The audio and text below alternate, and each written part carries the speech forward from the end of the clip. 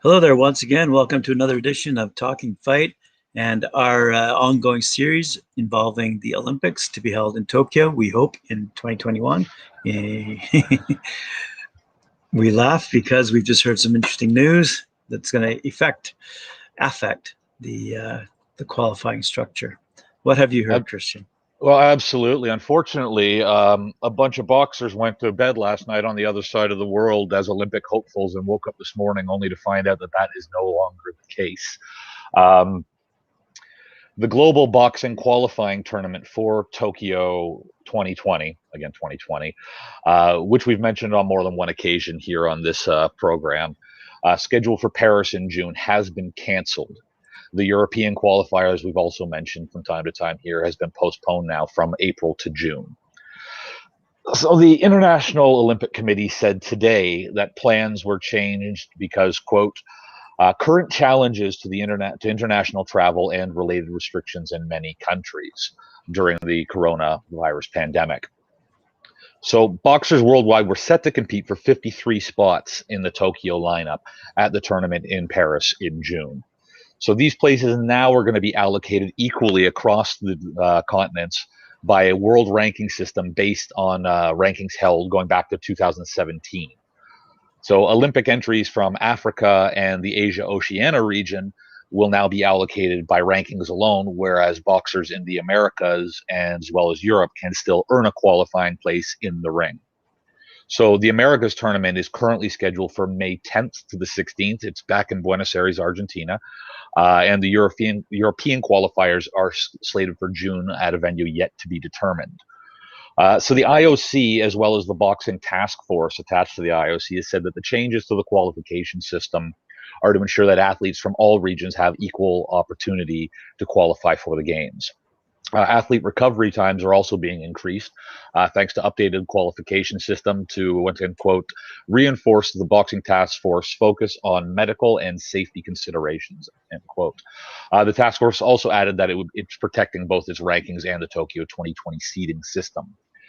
So the task force rankings at the conclusion of each continental event are going to be used as part of that information to distribute the 53 additional quota places for Tokyo, 32 of them going to the men and 21 of them for the women. They went on to add that the rankings have been reviewed by an external auditor to ensure the integrity and openness and fairness of their ranking system.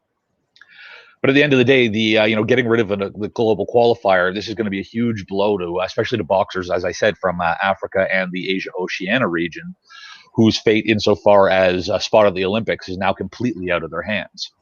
At this point, we're working on math, Graham. So these guys, if this is great news, if you're sitting at the top of your weight class right now, if you've been performing consistently well since 2017, that's great. You've basically just got an automatic berth into the Olympics. But if you were hoping for your Cinderella story or your underdog victory was going to be, your last chance was going to be June in Paris, for a lot of fighters, that just went up in smoke. Anyone who has already competed at the Asia, Oceania, or the Africa tournament specifically.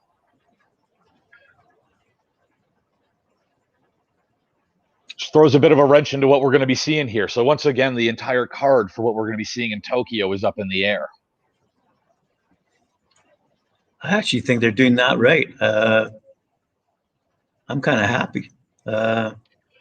It means to me that there won't be any surprises, if you ask me. Like, we'll only get the best of the best competing.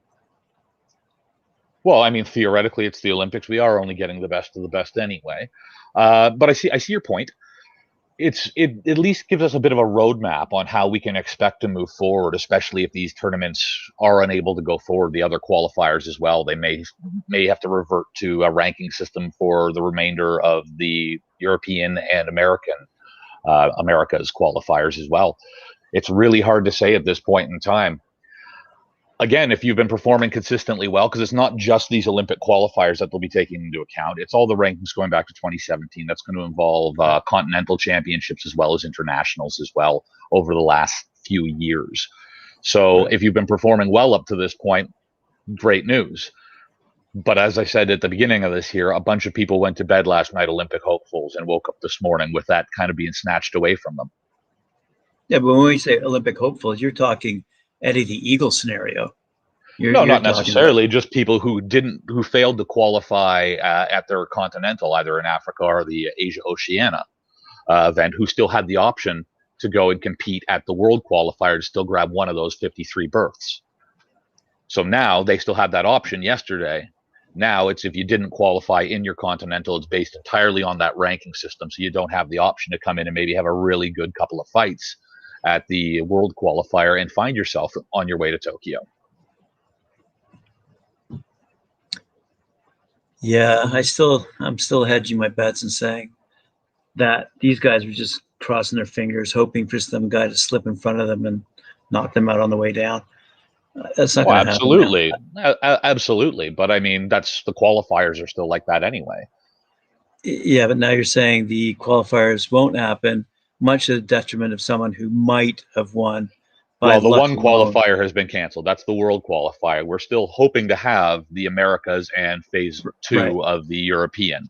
So the right. Continentals are still slated to finish off how they have almost said on schedule. That went out the window a long time ago, but those are still slated to take place. It was just for anyone who didn't make it through their particular continental qualifier. There were still 53 spots available, 32 for the men, 21 for the women, available that were up for grabs for the Tokyo tournament. Yeah, that's all I'm saying. So the guys who didn't qualify probably don't deserve to be in the Olympics to begin with. And so the world qualifiers were giving them that second chance. So I'm still sticking to my guns here. I'm saying, if they didn't qualify for a reason. They may have been injured or playing with an injury and therefore deserved a second chance. But I'm not saying this is a bad thing at all for boxing. But also, you might have seen talking about fighters who don't necessarily have the backing of a national committee, a national Olympic committee, too. You might have been seeing independent fighters who are no longer going to be having that backing and that opportunity to jump into an Olympic spot as well. It's hard to say at the end of the day. I'm not pleased because anytime you're canceling a tournament just means, A, it's less boxing that we get to see. It's less of a preview of the talent pool that we're going to be seeing at Tokyo when we take these tournaments away. So, I mean, I would have loved to have seen them find a way that they can still go forward with this, but I understand that, especially with Europe right now, and with various countries being at different phases of coronavirus vaccine rollouts, as well as different national lockdowns and things like that, it's hard to bring that many people into anywhere. So for just a boxing tournament the size of the World Qualifier, that's a lot of moving parts where you're not necessarily going to have the same infrastructure and the same backing that you are for something as big as the Olympics themselves. So a qualifying event, that just might be too many moving parts to bring everyone from all over the world hoping to get into one place at the same time. It's rather idealistic for an organization like the Olympics to think, to be fair in their representation of a global community, and to say, yes, we're going to have one boxer from at least every single weight division going to the Olympics from every single country. And that's idealistic, but unrealistic. So in this scenario, I mean, you're not gonna get one boxer from each in every weight class. That'll never happen. If you look at Rio. Sorry, it took me a moment there. We only had 4. Canada only sent 4 boxers qualified for Rio. So, we weren't putting boxers forward where we didn't qualify boxers in every weight class. Most countries don't qualify someone in every single weight class. Right. So that's why I'm saying I don't think this is a bad thing. I think we're going to have the best fighters from the best represented countries in the world fighting for medals, as opposed to some, underdog who might have a chance and who might get lucky with that chance. It's like I said, it's the Eddie the Eagle scenario that some people like to cheer for the underdog and see the underdog compete. But at the end of the day, it's not truly fair to the actual top ranked amateur / professional boxers who go to the Olympics fully expecting to win medals because they've been competing against the best of the best in these qualifiers up to this point. And to have someone like just show up out of the blue, shall we say. Anyway, I'm digressing, I think, but I don't think it's such a bad thing. I really don't. Well, insofar as the quality of boxers that we're going to get at the end of the day, you may have a point there. I will concede that. But I stick to my guns on this one, that anytime they cancel a tournament, that just means one less tournament we get to watch. So, not thrilled. Would have liked to have seen, again, a bit more of a preview of what we can expect in Tokyo. But we're going to work with what we got. We're going to hope we don't see anything else canceled between now and July. Fingers crossed that we're still going to be able to go forward. As more things fall off the calendar, it obviously gets a little bit more tenuous and makes me at least a little bit more nervous. But fingers crossed. I think people who have a lot more information at their disposal have made these decisions with fairness in mind. And I think I'm going to weigh on their side and say, yeah, they've probably made the right decision in this regard. Well, hopefully, I'm sure it's going to be, again, they've said that they have had their rankings and seeding systems reviewed independently, just to ensure that there is a certain amount of fairness going on here and transparency. But I am sure you're going to hear from the international community over the next couple of days.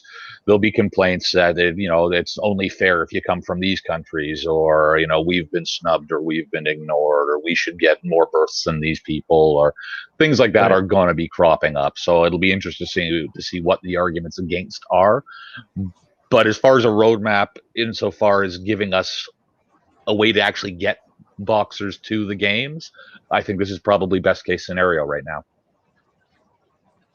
Yeah, I still think, as I said yesterday, you're going to have the Americans, the Cubans, several European countries, whether it be Poland, Hungary, France, Germany, competing for medals. Underdogs might be from England, Ireland, potentially Mexico, things like that. But I mean, the vast majority of these medals are going to go to a very specific number of countries, easily identified. And I don't think these qualifiers are going to input the non-qualifier or the canceled qualifiers are going to impact the world these qualifier. Yeah, that's my opinion. I'm sticking to it. You know what? I'm just looking forward to the Olympics taking place, and I don't mind an upset, but I mean an upset with respect to, say, an unknown Polish fighter, as opposed to someone from some country I've never heard of, which is unlikely, but some far, just because they're entitled to go to the Olympics, just because of this equal distribution, idealistic notion of the Olympics embodying a global community. Well, you still have to qualify, though. I mean, nobody's getting these Eddie the Eagle numbers anymore. Nobody's just going, oh, we don't have someone from enter name of country here. Then you get an automatic pass into the Olympics. That doesn't happen anymore. But at the world qualifiers, you might have had that scenario where someone from a far off distant country they still got to win their fights. They still got to win their fights at that. And what I'm saying is they might get lucky in that decision. Is all I'm saying. They might not be truly better than their opponent. They might just get lucky. Well, I mean, that's true. That is a possibility. And we see differences in things like access to opportunity and access to different trainings and stuff like that.